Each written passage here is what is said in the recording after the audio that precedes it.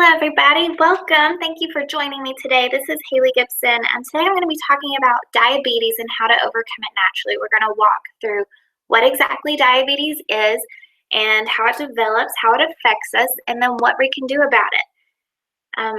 According to the American Diabetes Association, 29.1 million Americans, or 9.3% of the population, have diabetes already, and another 86 million have insulin-resistant prediabetes. The vast majority of this is type 2 diabetes, and this is also known as degenerative, I can't even say that word, degenerative diabetes.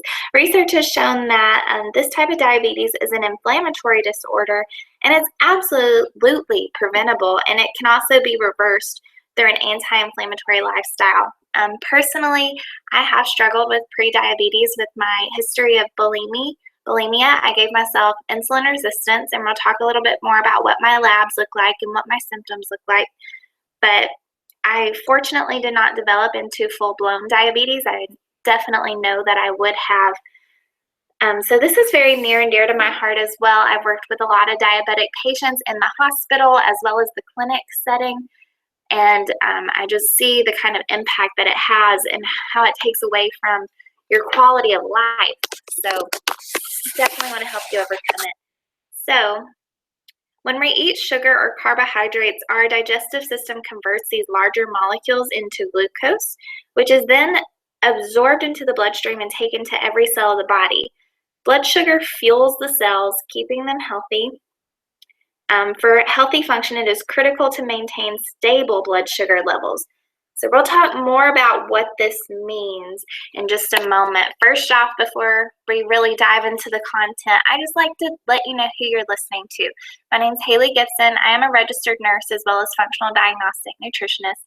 And I worked in the hospital, and I just decided that the majority of my patients were going home living the same lifestyle that brought them into the hospital, and I just felt a greater need, a greater calling to help those people reverse their conditions naturally and to help them live a better lifestyle so that they don't end up in the hospital again. So it's a little bit about my view, my stance on things. So the other two pictures, they're just pictures of my life. The big group of people, this is the Mountain Challenge. We do this every Monday. This is my social outing of the week is what I like to call it. And then next to that, you can see myself with my fiance. We're getting married here in October. So we're excited about that. So let's dive into the content. So diabetes is classically diagnosed by one of three different mechanisms. So we're going to talk about how someone would know that they have diabetes according to labs. The first one we're going to speak about is A1C, the hemoglobin A1C. So this is a form of hemoglobin or red blood cell that is measured to identify the average plasma glucose concentration over a 3-month period of time. When hemoglobin is exposed to plasma glucose, there is a glycation reaction that takes place. As blood sugar increases, the fraction of glycated hemoglobin takes place. So what am I saying? Basically, the A1C, this is going to look at the average blood sugar level that you have circulating in your body over the past 3 months. So we like to use this because it gives us an idea of how you've been regulating blood sugar over the past 3 months. Sometimes people like to fast and eat really well, the week before they get all their testing done. And this would lower their fasting blood glucose and possibly their oral glucose tolerance test. So we like to use the A1C to get a big picture of what's going on and how that person has been regulating their blood sugar over the past 3 months.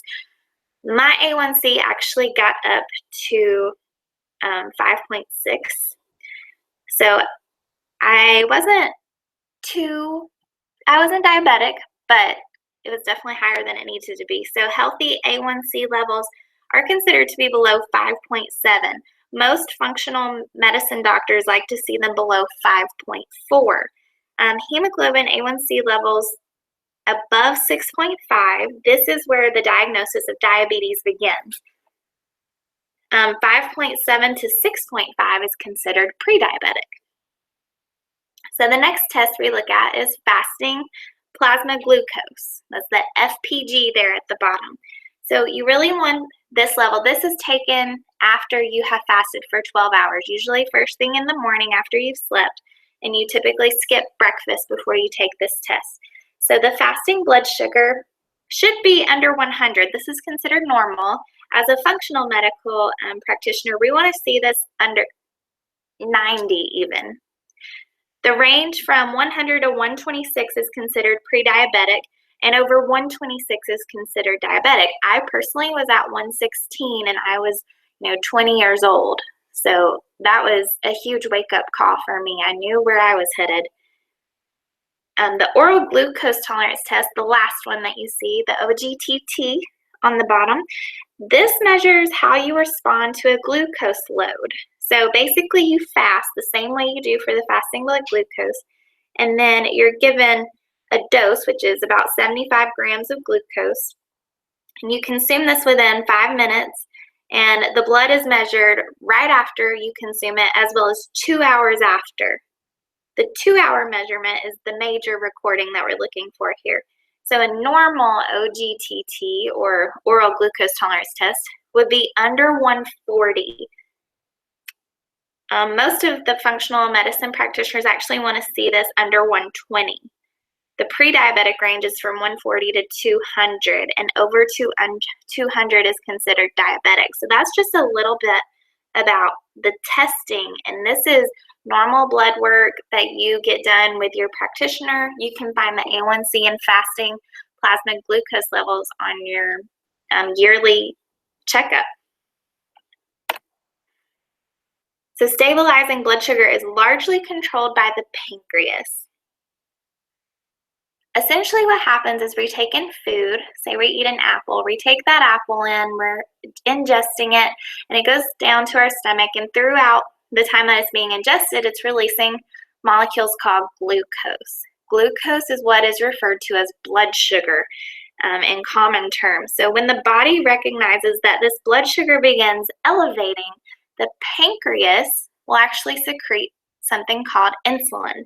Insulin is a hormone, and it acts like the key that fits the cell receptor door lock. So what I mean by that is glucose cannot get into the cell unless insulin signals to that cell to let glucose in. Once insulin interacts with this cell, it opens up and the sugar is able to enter into the cell. So when the working rhythm between the pancreas, insulin, and the cells are out of harmony, it produces something called insulin resistance, and this can lead to diabetes. So if we have an elevated blood glucose all of the time, we have elevated insulin levels all of the time, our receptors can become resistant to that. And so we'll have a hard time getting glucose into the cell. And when that happens, we actually have trouble creating energy. If we're not taking in glucose, we're not going to be creating energy. So a poor diet and sedentary lifestyle are the two biggest contributing factors for diabetes, which is so unfortunate because these things can definitely be changed. These are things that we have control over. So I encourage you, if this is something you're struggling with, let's listen to these strategies and really apply them to our lives. So when we eat carbohydrate-rich foods, we create a large demand on the body for insulin production. Insulin is a storage hormone that is also a precursor for inflammatory prostaglandins. These are otherwise known as cellular messengers. So bouts of elevated insulin put the body into fat storage metabolism, and this increases the inflammatory process within the body. This increased inflammation damages the cell membranes of the body, causing insulin receptor distortion, and it leads to insulin resistance. So that's a fancy way of saying what I said in the slide before. What happens when we have elevated glucose levels, our cells become resistant to that insulin, so it no longer responds whenever you have insulin. It's been overwhelmed. It's sick of seeing insulin, I guess is a way to put it. When inadequate insulin signaling happens, the blood sugar remains elevated.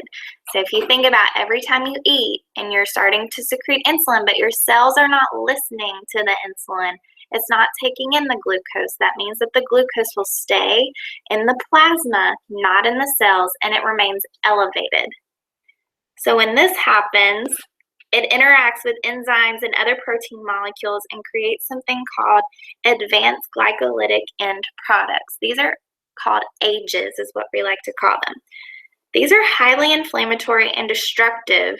They actually damage tissue throughout the body, and they damage nerve fibers, they damage blood vessels. This is the reason for a lot of the neurological and cardiovascular complications involved with diabetes. The gut microflora, it affects numerous biological functions throughout the body, and it has really become a major research area in biomedicine. So recent studies have suggested that gut bacteria plays a fundamental role in diseases like diabetes, cardiovascular disease, and obesity. Researchers found that the microflora that produce high levels of the short-chain fatty acid butyrate are very low in individuals with type 2 diabetes compared to healthy individuals. What is butyrate? It's actually a preferred fuel for the enterocytes of the small and large intestine. Low levels of butyrate are also linked to increased levels of gut-induced inflammation. This research indicates that butyrate and other short-chain fatty acids exert a profound metabolic effect on the body. Many experts believe that as a gut signature becomes more evident in type 2 diabetes, a better understanding of the role of the microbiota in diabetes might provide new aspects regarding its pathophysiological relevance and pave the way for new therapeutic principles. So what am I saying there? Essentially, we have gut flora. We have healthy bacteria in our guts that break down our food. And whenever we have been consuming high sugar foods and high carbohydrate containing foods, and we're not burning off that fuel, it's just remaining in our system, it actually feeds something called candida yeast as well as other bad microorganisms. And when an overgrowth of these organisms in our gut happens, it makes our cravings worse. It can destroy how we create neurotransmitters. It can influence a lot of different things, but one of the main things is it can take away from your ability to actually absorb nutrients from your food. So even if you begin eating a healthy diet, you may have issues absorbing those healthy nutrients from the body. So it's kind of a vicious cycle. It can be reversed, but at first it can be really difficult to overcome.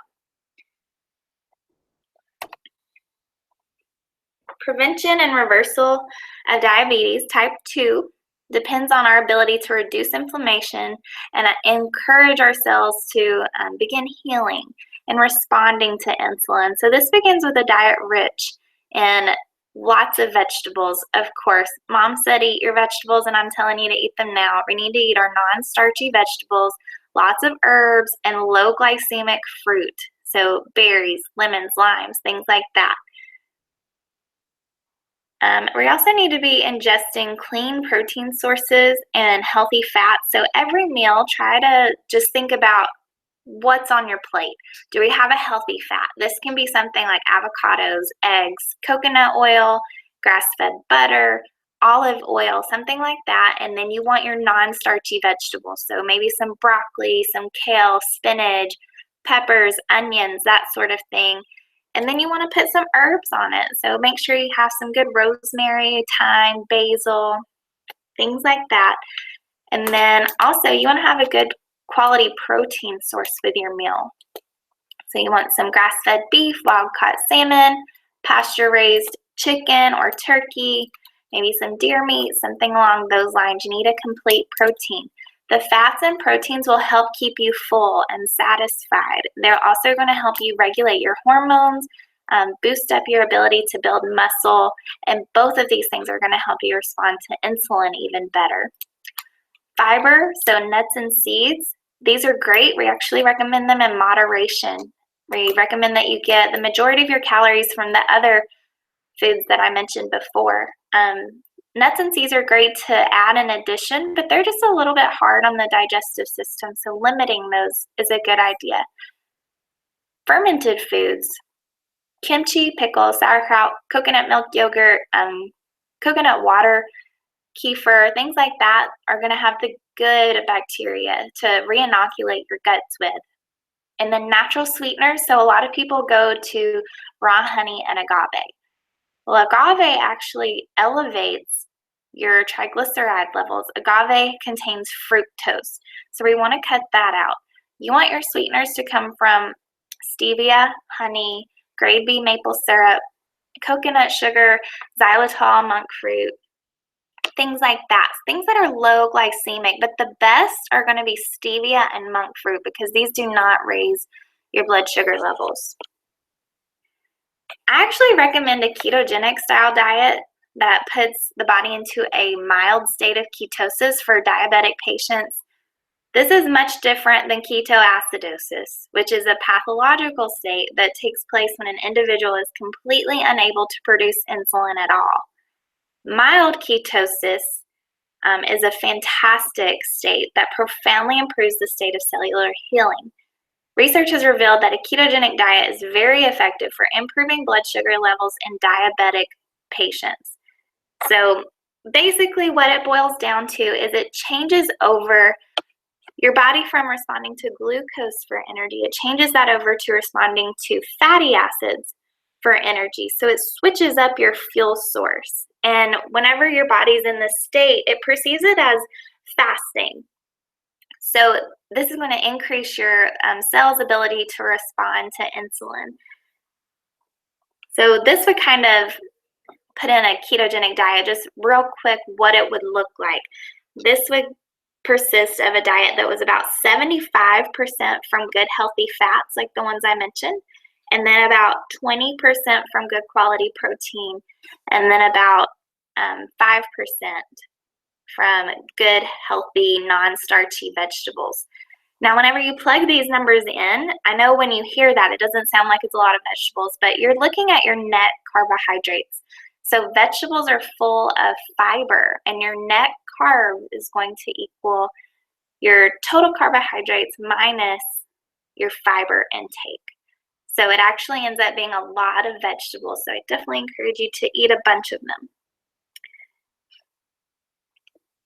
Some herbs that you can use to help you respond to insulin better as well include lemon and lime. These help. And then ginger, cinnamon, turmeric, these things are also anti-inflammatory and help reduce cellular inflammation as well. So when you think of blood sugar, most people are on a roller coaster ride with their blood sugar levels. So they ingest maybe some cereal for breakfast and their blood sugar goes up, insulin responds, insulin goes up, and then it brings down the blood sugar really quickly.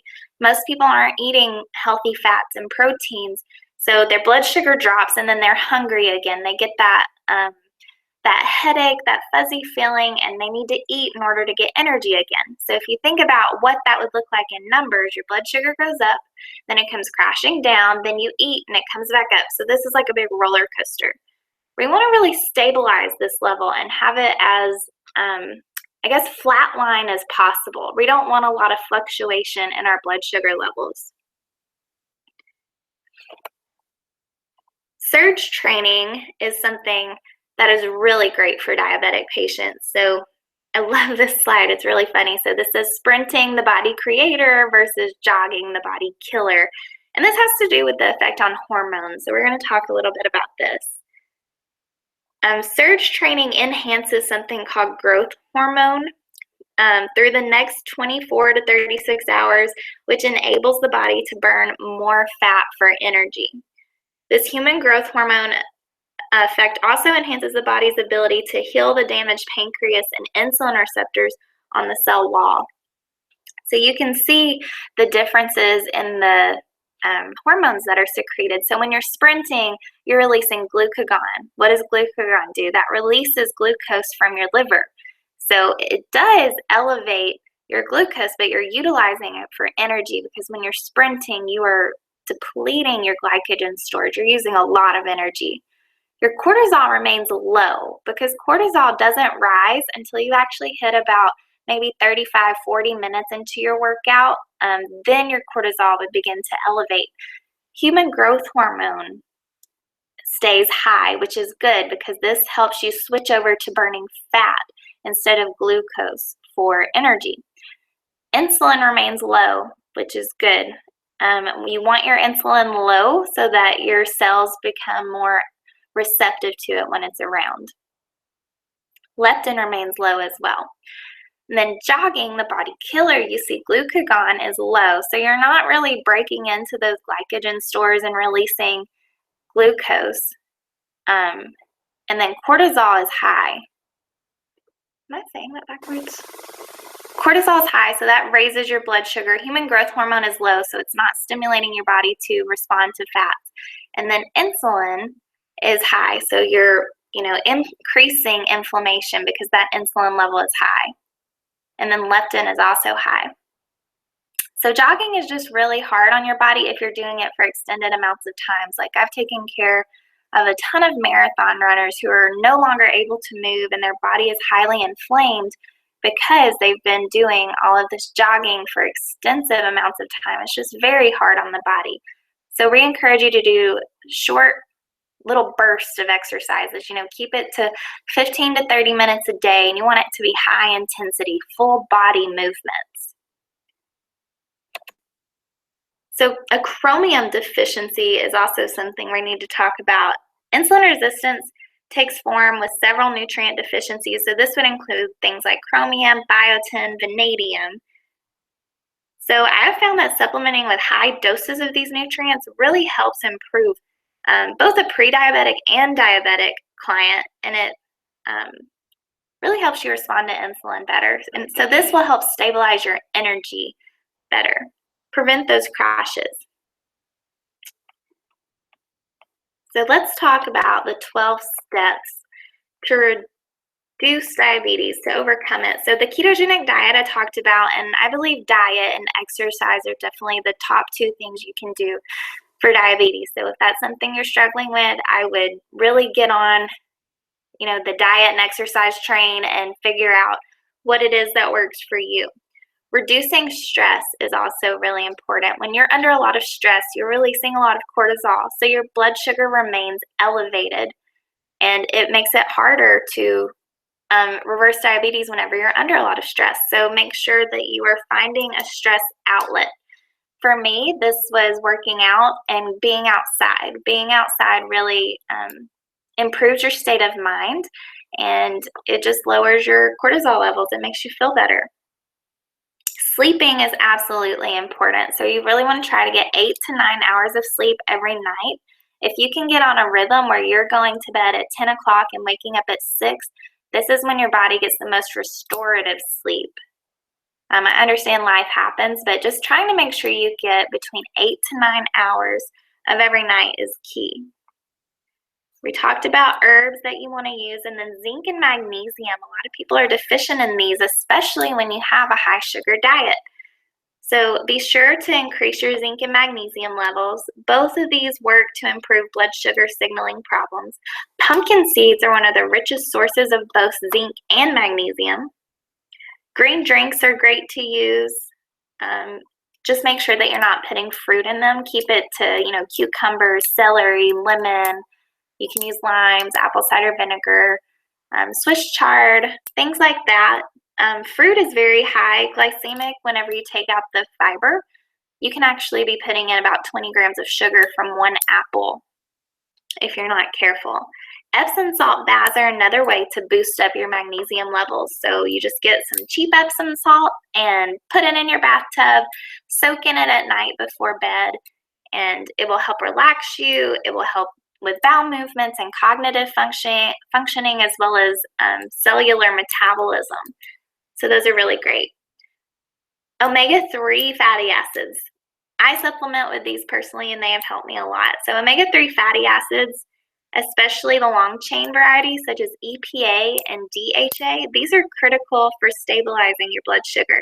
This helps lower triglyceride levels, and it improves insulin sensitivity. So grass-fed meat, grass-fed butter, wild-caught fish, spirulina, all of these things have a good amount of omega-3 fatty acids. Personally, I like to use Nordic Naturals Pro EFA to help boost up my omega-3s. Deep breathing. So deep breathing. We, we are all so guilty of this. I feel like everybody I speak with, we're all just running through life and getting things done as quickly as possible so that we can move on to the next thing. And we never stop and breathe.